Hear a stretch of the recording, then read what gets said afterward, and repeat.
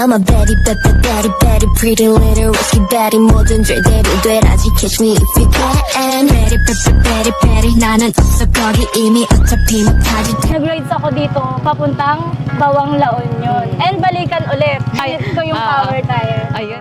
Hi Weekend Drifters! Nandito tayo ngayon sa Bawang La Union dahil umattend tayo sa CCPH La Union for their first anniversary tambike. And syempre, meron tayong kasama and in-invite natin ang ating lady rider from Zambales na si Ma'am Baby. Hello, Ma'am. Hello po. Yan. Good day, Ma'am. Ayun, Ma'am. Bali, ngayon, tatanungin lang kita for our Vlogger of the Week, no? Kung naka-follow kayo sa aming Facebook page na Power Tire, meron kami dong segment which we feature our vloggers. And ngayon, ang ating ipi-feature ulit is si Miss Baby naman. Ma'am, ayan, thank you so much for coming dito sa CCPH na first anniversary tambike. Gusto lang namin malaman kung tagasan ka and kailan ka nag-start mag-vlogging, ma'am? So ayun guys, una sa lahat ako nga pala si Baby Cantillo from Zambales. And nag-start ako mag-vlog, actually last year lang po. Since nung nag-aaral ako, 4th year, ganyan, sinasabay ko yung vlog sa parang get ready with me, papasok sa school, kung ano yung mga pangyayari sa akin. And nakamotor ako papasok sa school. Ayan. Nung nag-start ka ba ng vlogging, ma'am, nasa yun na to? Opo. Talaga nagmomotor ka na. Ilang taon ka pa, ma'am? Ilang taon ka natutong magmotor? Ilang taon ka natutong talagang dun na sa kalsada talagang ano ka? Nung high school po ako, nag-start po ako sa MIUI. Yun. Nag-practice ako sa yung dun sa amin kasi private yun. Nag-start ako mag-practice, ganyan. Tapos gusto ko talaga siya, gusto ko magmotor hanggang sa natuto ako nung high school. After ng pandemic, ayan, nakuha ko yung Rider 150 Fi and ayun, dire-diretso na ulit na natuto ako mag-clutch kasi mahirap talaga pag-clutch Tapos yun, ginagamit ko na siya pang pasok sa school. Mo kanina, ma'am, ang iyong unang mga vlogging content is Get Ready With Me, no? Then, paano ka, ma'am, nag-come up na talagang i-push na yung pag motovlogging na? Noong una po kasi, ma'am, ginagawa ko lang siya kasi parang memories ko sa pag-motor and pag-aaral ko.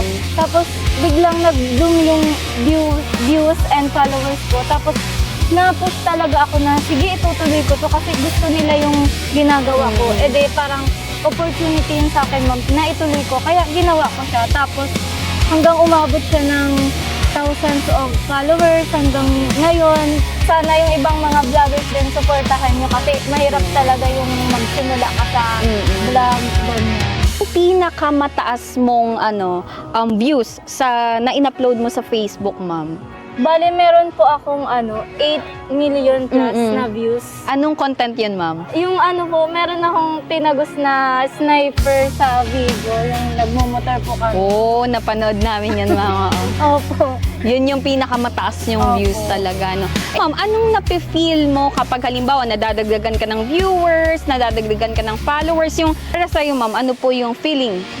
Sobrang saya ko. Tapos excitement. Merong excitement na gusto nila yung ginagawa ko kaya dapat ituloy ko lang ng ituloy. Tapos nung pag nag-bloom yung followers, ibig sabihin parang gusto talaga nila yung ginagawa. Ma'am, ano na lang pong masasabi nyo para sa inyong mga followers and also sa mga aspiring vloggers pa yung gusto mag-start sa kanilang vlogging era? So ayun po sa mga followers ko, thank you sa pag-support nyo sa akin lagi, sa walang sawang pag-support nyo. And sa mga nagsisimula na mag-vlog, tuloy nyo lang yan. Tingnan nyo ako, hindi ko ini-expect na so natataas yung followers ko. Pero yun nagustuhan nila, basta gawin mo lang yung gusto mo, hindi yung sa pilitan na ganyan. Gawin mo lang yung parang araw-araw, ganyan. Ipakita mo lang kung ano yung mga gusto mong gawin. And yun, dun ka nila magugustuhan sa kung anong meron ka.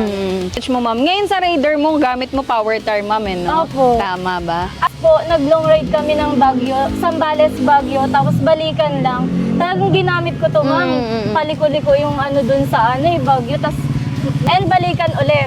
Gamit ko yung power tire. Ayun, no? Talagang ginagamit niya yung mga products natin. Again, Ma'am Baby, thank you so much po for being our partner, vlogger, and and sa pagsama sa amin ngayon dito sa event na meron si CCPH.